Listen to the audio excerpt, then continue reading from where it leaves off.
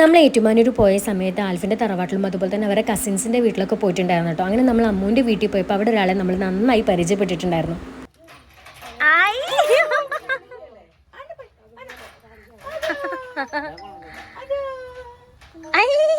എനിക്ക് പേടിയാ, പക്ഷേ എനിക്ക് കാണാൻ ഇഷ്ടാ. എടി എന്റെ കയ്യൊന്ന് പിടിച്ച്.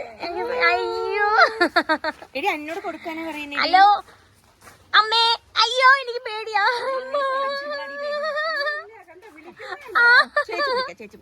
ചേച്ചി തരൂ.